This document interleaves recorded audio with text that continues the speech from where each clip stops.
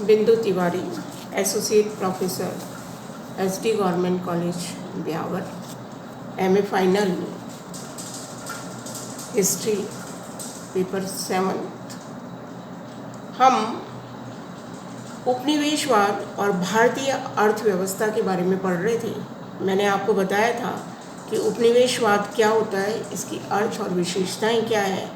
अब हम पढ़ेंगे कि औपनिवेशिक अर्थव्यवस्था की क्या विशेषता होती है।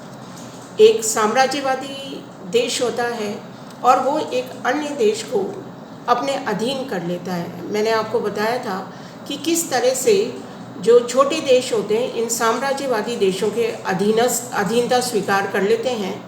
राजनीतिक दृष्टि से हो जाते हैं, आर्थिक दृष्टि से हो जाते हैं, या कई बार किसी तरह का सैनिक संरक्षण प्राप्त कर लेते हैं या अन्य कोई संरक्षण प्राप्त कर लेते हैं। तो ये साम्राज्यवादी राज्यों के अधीन हो जाते हैं। अब देखिए, औपनिवेशिक जो अर्थव्यवस्था है उसकी सबसे पहली विशेषता है कच्चे माल का प्रदायक। जो साम्राज्यवादी देश है उसके अधीन जो उसने उपनिवेश बनाया है वो उससे कच्चा माल प्राप्त करता है। ये उसकी अर्थव्यवस्था का, वो जो उपनिवेश राष्ट्र है उसकी अर्थव्यवस्था को सपोर्ट करने वाला मुख्य देश बन जाता है। उसकी आवश्यकता होती है अधिक से अधिक कच्चा माल। जैसा आपको पता है कि जब औद्योगिक क्रांति हो गई थी तो इंग्लैंड को कच्चे माल की आवश्यकता होती थी और उसने भारत को जब अपना उपनिवेश बनाया तो वो भारत से अधिक कच्चा माल का निर्यात इंग्लैंड में करता था। अब आप ये देखिए कि इंग्लैंड में भी कच्चे माल का उत्पादन होता है, थोड़ा होता होगा। अब हमें कच्चा माल के लिए कॉटन चाहिए, जूट चाहिए, नील का उत्पादन चाहिए, उनको चाय, कॉफ़ी, इन सब की आवश्यकता थी। और भारतीयों को आवश्यकता थी अन्न की, अनाज की, क्योंकि आप खाद्यान्न नहीं उत्पन्न करेंगे तो जो सामान्य जनता है वो अपना पेट कैसे भरेगी। तो इन दोनों में एक विरोधाभास हो रहा है। जब हम उपनिवेश राष्ट्र नहीं थे, हम स्वतंत्र थे, तब हम अपनी आवश्यकता के लिए खाद्यान्न उत्पन्न करते थे। बाकी जो लैंड बचती थी उसमें हम कपास उगाते थे, गन्ना उगाते थे, या अन्य किसी तरह की अन्य जो हमारी कॉटेज इंडस्ट्री की आवश्यकता थी उनकी वस्तुओं का उत्पादन करते थे। किंतु जब हम उपनिवेश बन गए तो हमारे यहाँ पर जो कृषि का सिस्टम था, जो उत्पादन का आधार था, वो बिल्कुल बदल गया। अब हम लोग ब्रिटिश शासन जो था उसकी आवश्यकता के अनुरूप उत्पादन करते थे। उन्हें कपास की आवश्यकता थी तो कपास की उत्पादन करते थे, जूट की आवश्यकता थी तो जूट का उत्पादन करते थे, नील की आवश्यकता थी तो नील का उत्पादन करते थे। फलस्वरूप देखिए हमारे यहाँ पर खाद्यान्न का उत्पादन घट गया। हमारे यहाँ मैन मेड अकाल पड़ने लगे। जब खाद्यान्न है ही नहीं तो अकाल पड़ने लगे। जिन जोतों में खाद्यान्न उत्पादन किया जाता था वहाँ पर अब हम उनकी आवश्यकताओं के अनुसार चीज़ों का उत्पादन करते थे। तो ये एक सबसे बड़ी चीज़ जो औपनिवेशिक अर्थव्यवस्था की विशेषता थी वो ये थी कि जो शासित देश होता था वो कच्चे माल का प्रदायक बन जाता था। भारत में इंग्लैंड को औद्योगिक क्रांति के लिए, जिसका उदय 18वीं शताब्दी में हुआ था, उन सब चीज़ों की आवश्यकता थी। उस समय जब ईस्ट इंडिया कंपनी के द्वारा इंग्लैंड को इन वस्तुओं का निर्यात किया जाता था। आगे चलकर जब ब्रिटिश शासन शुरू हुआ तब भी इन वस्तुओं की आपूर्ति का स्रोत भारत बना रहा और भारत का शोषण होता रहा। देश के भीतरी भागों में उन्होंने बंदरगाहों को विकसित किया, उन्होंने रेलवे लाइनों को विकसित किया, माल भाड़ा आदि के संबंध में भी छूट की व्यवस्था की। निर्यात करने एवं अधिक लाभ कमाने के प्रमुख उद्देश्य से देखिए चाय, कॉफ़ी, रबड़ आदि फसलों में उन्होंने अधिक निवेश किया। अनाज के निर्यात के संबंध में भारतीय हितों की उसने उपेक्षा करके ब्रिटिश हितों को महत्व दिया। यहाँ तक कि अकाल की स्थिति में भी भारत से जो था वो अनाज निर्यात होता रहा। अब ये देखिए कि जो उपनिवेशवादी जो अर्थव्यवस्था होती है उसमें साम्राज्यवादी देश हर तरीके से उपनिवेशों का शोषण करता है और उपनिवेश मुख्य रूप से कच्चे माल का प्रदायक बन जाता है। दूसरी उसकी विशेषता होती है कि विनिर्मित माल के लिए वो बाज़ार बन जाता है। अब देखिए, आपने कच्चा माल भी हमारे यहाँ से गया, अब इंग्लैंड से माल बनकर तैयार होकर आ रहा है तो उसके खपत के लिए मंडी चाहिए, तो वो खपत के लिए मंडी भी कौन बन गया? भारत।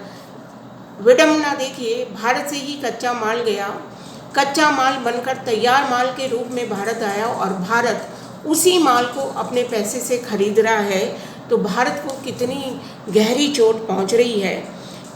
उपनिवेशों की साम्राज्यवादी या उपनिवेशवादी देशों के विनिर्मित माल की बिक्री के लिए बाजार बना दिया जाता था। इस प्रक्रिया के कारण भारत एवं यहाँ के निवासियों को गहरी चोट लगी। देश के जो लघु और कुटीर उद्योग जो विश्व विख्यात थे और जिनके सहारे भारी मात्रा में भारत में स्वर्ण की कमाई होती थी, जानबूझकर नष्ट कर दिए गए, क्योंकि हमारे कुटीर उद्योग धंधे पनपेंगे तो इंग्लैंड का जो व्यापारिक माल है वो कैसे बिकेगा। इससे भी इंग्लैंड में भारतीय विनिर्मित जो भी माल था उसके आयात पर भारी शुल्क लगा दिया। भारत से जो माल निर्यात होकर इंग्लैंड जाता था उस पर इतना शुल्क लगा दिया कि वो इतना महंगा हो गया कि इंग्लैंड के लोग उसको खरीदते ही नहीं थे, और इंग्लैंड का माल बनकर आता था उस पर उन्होंने शुल्क को घटा दिया तो वो सस्ता भारतीयों को मिल जाता था। तो आप ये देखिए कि जो साम्राज्यवादी देश था वो हर तरीके से अपने ही फायदे के लिए कार्य करता था। इसी प्रकार उन्होंने संरक्षण व्यवस्था के फलस्वरूप सूती वस्त्र उद्योग जैसे ब्रिटिश उद्योगों का विकास इंग्लैंड में किया। आगे चलकर मशीन से बना ब्रिटिश माल भारतीय बाजारों में धड़ाधड़ बिकने लगा। इसे बढ़ावा देने के लिए तरह तरह के उन्होंने कदम उठाए। उदाहरण के लिए ब्रिटिश मार्ग पर उन्होंने शुल्क तो हटा दिया, साथ ही उनकी दरें भी बहुत कम कर दी। जो रेल भाड़ा था वो भी उन्होंने कम कर दिया, क्योंकि उनको तो हर स्थिति में अपना माल बेचना था। उधर उन्होंने स्वदेशी उद्योगों को नष्ट करने के लिए कई तरीके के उपाय उठाए। उन्हें किसी भी प्रकार का उन्होंने कोई प्रोटेक्शन नहीं दिया। तो बिना सुविधाओं के अभाव में हमारे जो कुटीर उद्योग थे वो समाप्त पर्याय हो गए। भारत विनिर्मित माल के निर्यातक के स्थान पर ऐसे माल का आयातक बन गया जो कि साम्राज्यवादी देशों के माल का वो आयात करता और उसको अपने बाज़ार में बेचता था। तो इस तरह से दूसरी जो औपनिवेशिक अर्थव्यवस्था की विशेषता थी वो ये थी कि वो विनिर्मित माल की मंडी बन गया। तीसरा देखिए, विदेशी निवेश के लिए एक क्षेत्र हो गया, है ना, विदेशी जितनी भी पूंजी है। एक अन्य जो विशेषता थी, उपनिवेश को निवेश के लिए आकर्षक क्षेत्र के तौर पर इस्तेमाल किया जाता था। वो कैसे? देखिए, अधिकाधिक मात्रा में लाभ कमाने के उद्देश्य से निवेश करने के संबंध में अतिरिक्त छूट की प्राप्ति के लिए विदेशी राजनीतिक शक्ति का प्रयोग, जब सत्ता ही उनके पास है तो वो कुछ भी कर सकते थे, तो वो निवेश के लिए राजनीतिक शक्ति का प्रयोग करते। उदाहरण के लिए आप एक एग्जाम्पल देखिए, भारत में रेल के विकास के संबंध में विदेशी निवेशकर्ताओं को और विदेशी कंपनियों को उन्होंने आमंत्रित किया। क्यों? भारत में भी पूंजी थी, वो भारत के लोगों को भारत में रेल के विकास के लिए आमंत्रित कर सकते थे, किंतु उन्होंने ऐसा नहीं किया, क्योंकि विदेश से पूंजी आएगी, उस पूंजी पर हम ऋण देंगे तो उनको आमदनी होगी, उनका जो इनकम के सोर्स हैं वो बहुत बढ़ेंगे। तो उन्होंने विदेशी पूंजी को भारत में निवेश दिया। तो इस तरह से, और उस पूंजी पर वो ब्याज देते थे। विदेश और स्वदेश के लोगों के बीच भेदभाव की नीति का भी पालन किया जाता था। देश के लोगों की उपेक्षा करके विदेशियों को निवेश के सिलसिले में तरह तरह की वो लोग सुविधाएं देते थे। जैसे भारत के साथ घटित हुआ, ये निवेश मुख्यतः बागान और खनिजों के क्षेत्र में उन्होंने दिए।